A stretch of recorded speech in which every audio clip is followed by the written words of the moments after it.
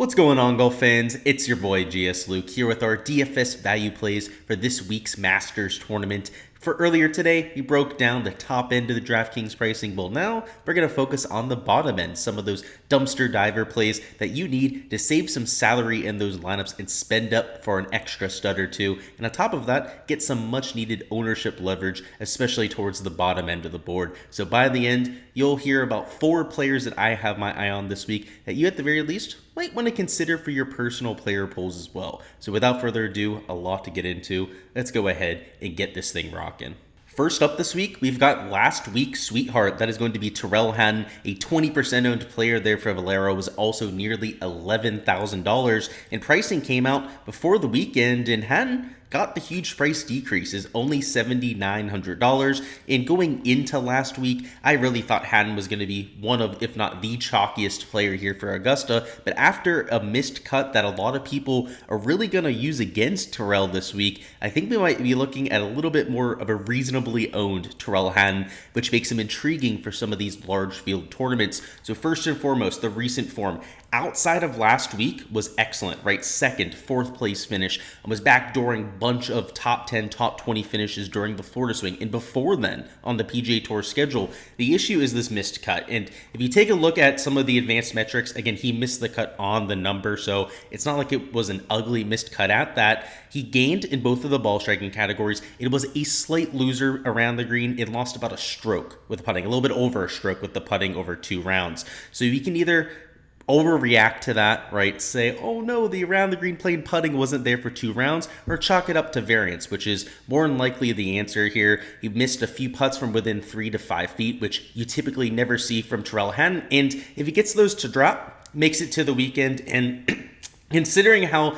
constricted and how condensed that leaderboard was there at Valero, he could have very well finished in the top 25 like a Ricky Fowler did. So I don't want to look into that too much. And outside of that, I mean, the shots gained have been ridiculous, right? It's why he was 20%, nearly 11K there for Valero, gaining close to 3/4 of a stroke per round, both off the tee and on approach. Around the green had been a slight negative. He's used to being a much better around the green player, so that is also something I'm willing to write off. And the putter's always a huge plus for Tyrell Han. We go up here to $7,900. You can see the more and more we zoom in on his shots gained metrics, the better he is. Around the green, still a slight negative, but like I said, I'm willing to write that off. Long term, he's known as a solid chipper of the golf ball, a very creative player. And if you look at the event history, it's not amazing, but it's decent, right? A bunch of made cuts, right? Has made 4 of his 5 cuts here. His best finish is a T18 finish, but he's coming in with some of the best form he's ever had going into the Masters. And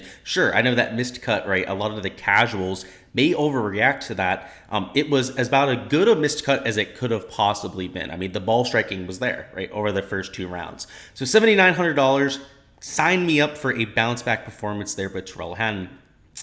Next up, we've got Brooksy, and this is the first live player that I'll be talking up this week. Probably the last for the sake of these videos, but certainly not the only live player that will be in my player pool. So I want to make that extremely clear. These live guys, I know they're playing lesser competition, maybe slightly less motivated, but every single one of them is a championship level golfer, could win the Masters, right, in terms of talent level, but again, probably slightly less a chance this year than in years past, right? Like Brooks Koepka at this event in the past has routinely been a pick for me. And the reason why I can talk him up in a video like this is he won last week, and he actually won during the fall swing as well. He won at Jeddah, one of the events they had towards the beginning of this season of Live. So a multiple-time winner, the first multiple-time winner that they've had on Live. And outside of that, he's been a little bit inconsistent. He's usually finishing in the top half of the field, I'd say like 80-90% of the time. Did have a few dud performances where he did finish in like 30th to 40th place, which is about as bad as it's going to get for somebody like a Brooks over there at Live, but does have the 2 wins. He's motivated. You've seen the Full Swing documentary at this point. You know that he's one of the few Live guys that we know is grinding on his game, cares about these majors a whole lot. And these game at Live, I was there on Saturday, first of all. It was a lot of fun out there. He looked insanely dialed in. He made like 8 birdies that day. He had like 1 bogey, shot like 7 under par, was making a lot of putts for par from like the 8 to 10 foot range. And something that I heard a few live players talk about during their interviews today, and something I would concur with is that the greens there were a really good preparation for Augusta. They had a lot of, subtle slopes to them, maybe not as pronounced as what you'll get there at Augusta, but they were running really fast. So you had to play a lot of break. You had to be careful with your speed. A lot of things that you kind of want to get used to, right, when you're playing a course like Augusta National.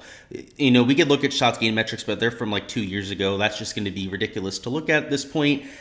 This is just a play that I'm willing to make because I've been watching Liv, at least been keeping an eye on it over the last few months, and he was definitely trending in the right direction. I do think that he's going to get some ownership, but because we don't have shots gained, because he's on Liv and a lot of people want to trash that or just, hate Liv and won't play guys from the Liv Tour, hopefully the ownership's not too crazy. It'll be a good experiment this week with some of these guys, especially like a Brooks, a Cam Smith, and a DJ that I think people will want to get to this week to see where the ownership comes in on them, because I think it's probably lower than it should be, especially considering somebody like a Brooks coming in with form. Our last two picks are here in the 6K range. First up, we're going to have Tom Hoagie at $6,900. And his last time out was a little bit disappointing. So kind of like a Brooks, or I should say, not like a Brooks, sorry about that. Kind of like a Tyrell Han. I'm hoping the ownership goes down a little bit. I should say 2 starts ago there for Tom Hoagie. Had a T3 last time out, missed cut before that, but hasn't played over the last 2 starts in the PGA Tour. The shots gained metrics are what you would expect for good old Hoagie. Has been ridiculous on approach, and everything else right about a neutral. Take a look at the last 24 rounds, all of that holds up. You can see gaining 1.2 strokes per round on approach, and the rest all pretty much within 0.2 strokes of a neutral, which is his MO. Like, he's not the longest, most accurate player off the tee. He's not the best around the green player. Definitely not the best putter on the PGA Tour, but might be the best iron player. At least in terms of shots gained over the last 6 months or so, he's been by far number 1 on tour. Definitely the most consistent top tier iron player that we've seen over the last 6 months to even a year on the PGA Tour. So at $6,900, we have to find something to hunker down on, and I think the iron play could put him in a solid position, particularly if it's going to play wetter this year, a little bit, I would say more receptive greens this time around with some of the rain that they're going to get. That only emphasizes iron play, right? It's only going to reward elite iron play even more for players that can throw darts with some of those mid to long irons, because the flip side of it is that with receptive greens, it's great, but it's also going to be a little bit cooler. You're not going to have as much rollout off the tee, and you're going to have to hit longer irons into the green. So somebody like a Tom Hoagie that specializes in that long iron range is just going to be even more so the kind of guy that we're looking for. So it's a skill set thing for me. The event history, he's only played here once, I believe. Let's see, Tom Hoagie, finished 39th last year. That's not ideal. The recent form, I was thinking he missed the cut the last time out, so the ownership I don't think is going to be nearly as affected, so he probably will get a little bit more ownership than I was expecting. I was being a little bit optimistic there, I suppose, but still a great play, right? We'll have to check on the ownership come Wednesday, but anything I'd say in the 12 to 15% in lower range is something that I'll be willing to get leverage to here. And last up, we've got Ryan Fox, who I took as a sleeper play for Valero, and it did not go all that well. This is a course that sets up a lot better for Ryan Fox, and the issue last week was not the perceived weakness. And I saw a lot of people talk about the off-the-tee play and thought it would really get him into trouble. That was not the issue at Valero. He gained prolifically off the tee, which he pretty much always does when he plays, whether it's on the DP World Tour or whether it's going to be over here on the PGA Tour. The issue for him was the putter, where he can be a little bit inconsistent, but long term, if you take a look at the DP World Tour stats, there's a few databases, right, that have the shots gained. He's been one of the better players on that tour. So when we boil down the skill set, it's still up in the air, I would say, for Ryan Fox. But a similar player, Nico Hoagie, he's come over from the DP World Tour and lit it up on the greens. He kind of has the same stat profile on the greens as a Ryan Fox, who in the past has gained 6, 7 strokes shots gained to putting in tournaments over there, and that's usually when he finishes in the top 10 on the DP World Tour. It's the same thing with Nico Hoagie, and Hogarth's off to a damn hot start on the greens over here on the American side. So maybe we just caught Ryan Fox on a cold week with the putter because the ball striking was there. He's a top 40 player in the world. He's got the driving distance we're looking for if it's going to play a little bit softer, a little bit longer this time around. Another player we don't have a ton of shots gained for and not a bunch of recent form because, again, he is a DP World Tour first player. You look at the course history, I should say, sorry, not the course history, he has none, right? We look at the recent form here, missed cut, but then 27th and a 14th at two really strong fields. Let's see, what were those? The players in the API, right? Two elevated fields had two top 27 finishes. The event history, let's double check. Maybe he played here. Well, no, he hasn't played here before.